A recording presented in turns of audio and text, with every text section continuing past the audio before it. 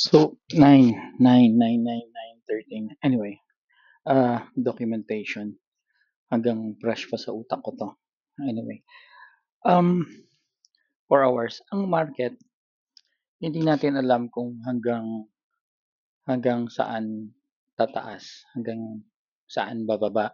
That's the truth about it, right? Pero, pwede nating tansyahin kung hanggang saan siya tataas, saka hanggang saan siya bababa. The first thing we need to do is Ito yung unang ito yung unang pullback kunyari dito sa 4 hours, right? Ito yung unang pullback sa 4 hours. The only thing you can do is project by parallel, right? Project mo lang yan. Pero, hindi pa rin yan 100%. Kasi look at this one. Pwedeng yan pa rin eh. But you can see from here, nagkakaroon pa siya ng mga pullback, right? Pullback. So, idea lang ang may bibigay sa inyo nito. Ang mangyayari kasi nito, sa 4 hours is, let's say, ito yung una nung nakita na high, right? I, ilalagyan lang natin ng resistance, ng resistance. And then, from here, kung ano yung lumagpas dito, kasi kung yan ang 4 hours natin dati, kung yan ang 4 hours natin dati, ganito ang itsura niyan, right? Ayan na itsura niyan. Wala pa tayong nakitang lumagpas dito sa kabila. So, ang gagawin natin dyan is, ipo-project din natin ito, yung low neto, which is right there, hanggang dun sa high na yun. And then, pupunta tayo ng smaller time frame. Dito sa smaller time frame, may makita kayong pinakamalapit na, to, yung pinakamalapit na sa parallel mo. Ipo-project mo yan uli dito sa pinaka-high mo. And then, itong pinaka-high mo ngayon is ipa-parallel mo siya. Ganyan. Right? And then, ito yung resistance mo. So, from here, maghahanap ka ngayon ng technical analysis kung magda-down na siya. Iti-technical analysis mo ngayon to. Like, first thing that you can do is, uh, ito yung overbought. Yan yung overbought. And then, ito yung next na overbought, which is nandito. So, from there, meron kang idea na pwede itong mag-downtrend. Pwede mong sakayin yan, yung downtrend na yan, hanggang mag-reversal. Diba? Hanggang mag-reversal. Ngayon, in technical analysis ang gagawin mo. Ganyan din ang gagawin natin sa short. Baliktad nga lang, right? Pero once na tumawid na yung ito, diyan ang time na maggagawa pa lang tayo ng TA. Pero at least ngayon, alam na natin kung nasan ang stop loss natin, which is itong resistance na yan. Yan ang stop loss natin. So, kung titingnan natin to, kung ano nangyari dyan sa 4 hours, right?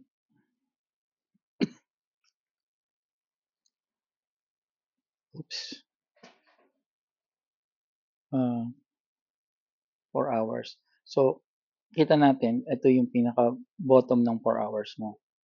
Ito yung pinaka-support ng 4 hours mo. Bago siya nag-reversal. Yan, bago siya nag-reversal. Yan ang support. Yan ang last na support niya. Yan ang last na support niya bago siya nag-reversal. Right? So, kung tignan natin sa 5 minutes, ito siya. Ito lang yung trade mo. Ito lang yung trade mo. Doon sa nakita mong high. Ito yung nakita mong high. Yan, yan lang ang trade mo sa nakita mong high. Which is tradable pa rin naman kasi nga ang una mong ang pupuwede mong gawin is, nakakita ka na ng mga ganyan, 'di ba? Pupuwede mong, um, from time to time, ipa-parallel mo sila from time to time, right? Para makakita ka ng entry.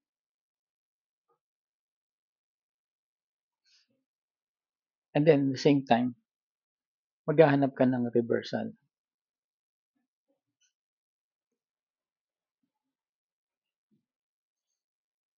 Kailangan lang maingat ka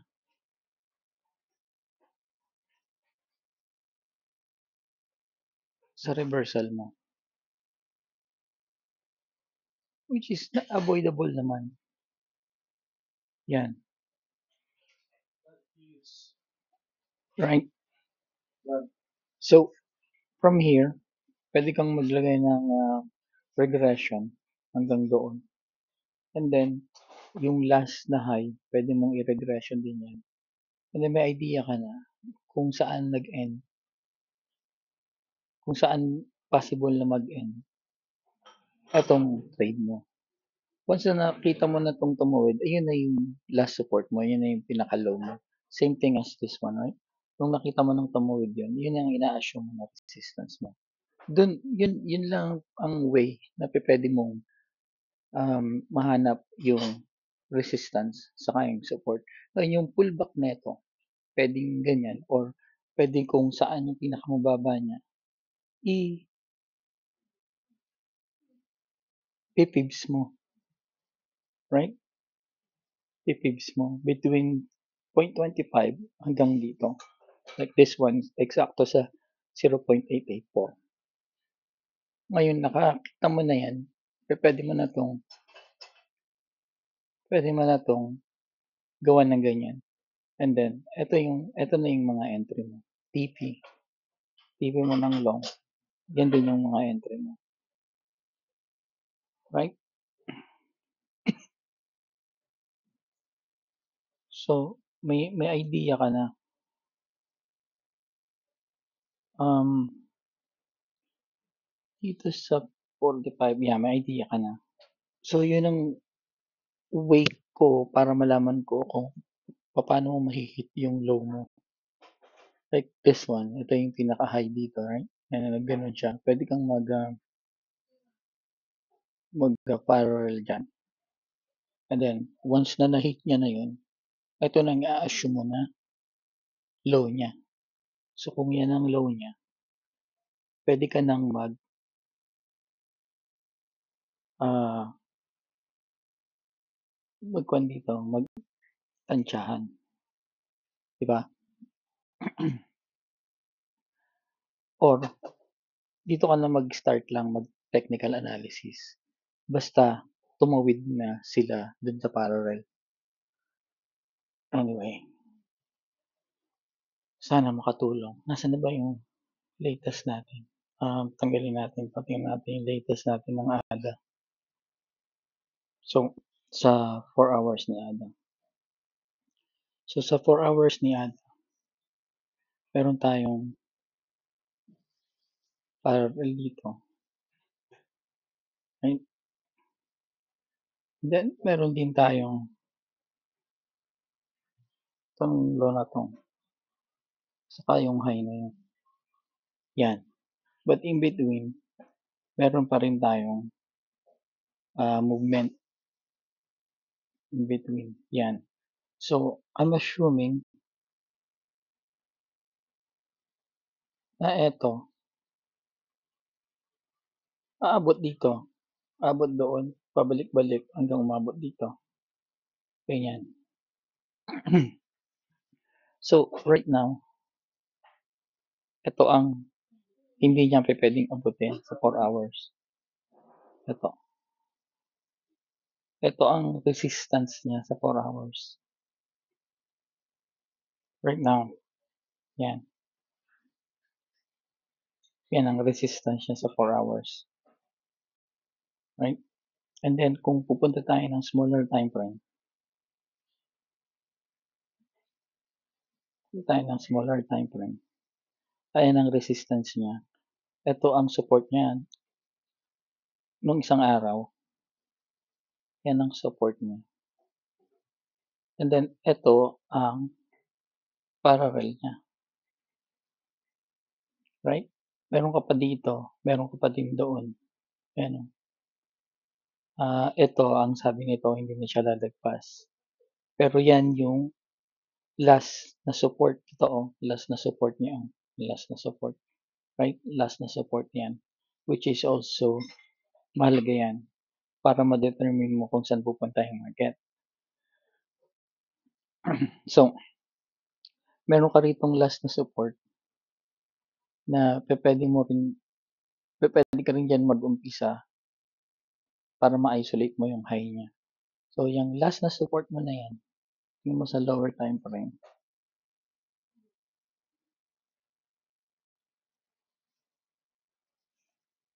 Yan. Ito, i-parallel mo ngayon yan. So, kung titingnan mo ngayon, may kita mo na yung, yung high mo. So, ito nakita mo na yung resistance mo. And then, kunin mo tong parallel na to. Yan. Yung pinaka-low niya, ito. So, itong i-TTI mo ngayon. Ito ba is na-break pataas o na-break pababa? Yan yung unang-una mong tatanungin sa sarili mo, di ba? Saan papunta ang market after this? Didiretso pa ba siya pataas o didiretso siya pababa? So from here,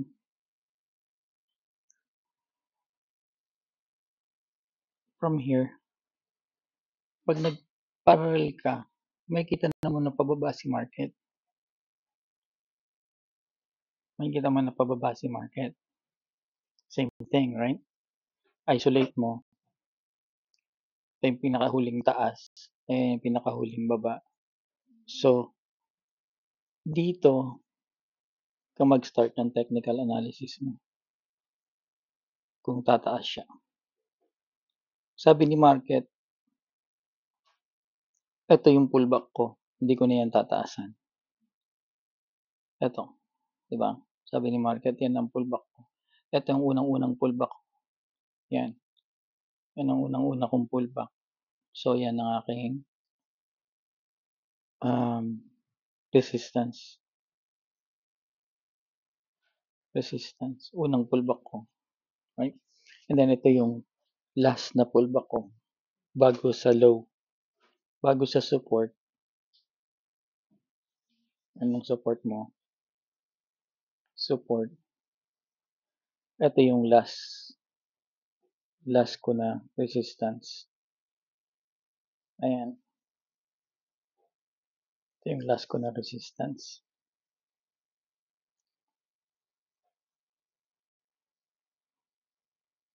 Pero sabi rin ni market na ito hindi ko mabibreak.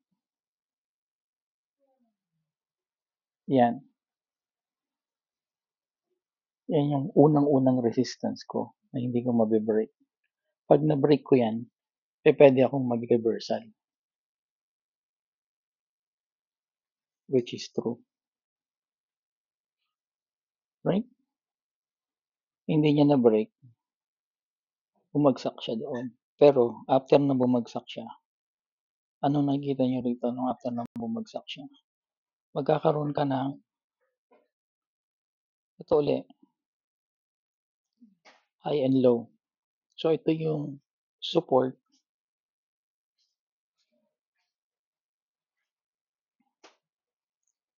Ito yung support. Ito yung hindi niya kailangan ma-break. Pullback niya. Yan ang pullback niya. Yun ang resistance mo sa taas. And then ito, yung pullback niya sa baba. Yan. Ito ang magde-determine ngayon kung ang market mo is pataas o pababa. Right? Kung na-break niya sa taas, maggawa ka lang ng parallel dito. Yan. Yan ang entry mo hanggang ma-break niya uli pababa. Ano ang ano yan? Tamo to. Ito yung una mong pullback. Itong una mong pullback. So, ito gagawin nating support. Right? Ito ang unang-una, support. Pero ito yung pagkatapos nitong pullback mo, ito yung pinaka-latest. Ito yung pinaka-latest. Diyan ka mag-start mag-TP. Ito ang start ng TP mo. Start ng TP mo yan. Pwede rin to. Pero kasi dito, wala ka pang data. Yung paalam kung hanggang dito lang siya, oh. Tapos, gandun lang siya. Itong pinakamaganda eh. Nalagpasan niya na yung taas. So, ito pala. Yan ang first TP mo. Kasi ito, nalagpasan niya yung taas. Kasi hindi niya nalagpasan tong baba. So, ito ang confirmation mo na pataas siya. And then, same thing. Gawin mo lang to ng parallel na ganyan.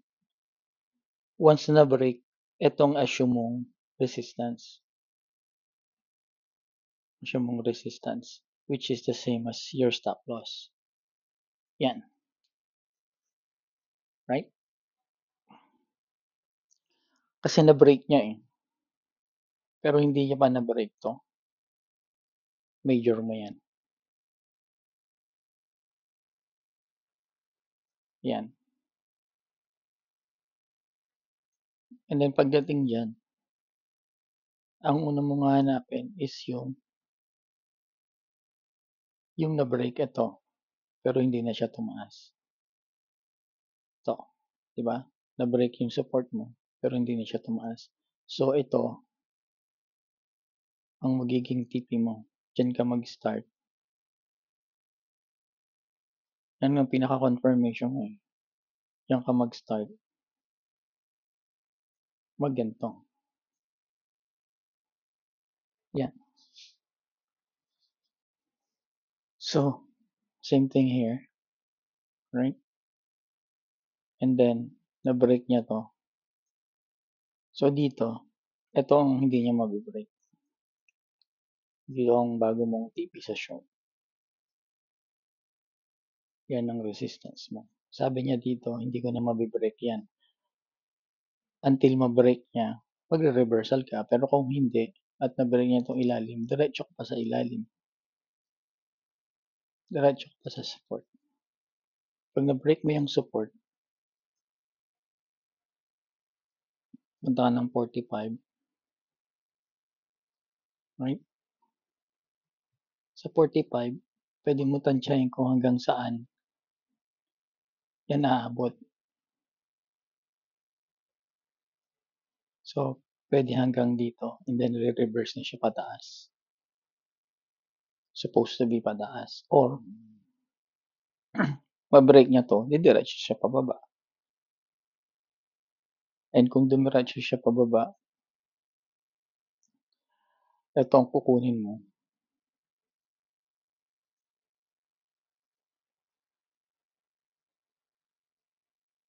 Abot siya dito hanggang 7. Ito. Extension, extended. Pero kung hindi, hanggang dito lang yan. Pero makukuha mo naman yun. Along the way, mate-technical analysis mo siya. Okay. 20 minutes. Sana nakatulong to. Yun lang for today.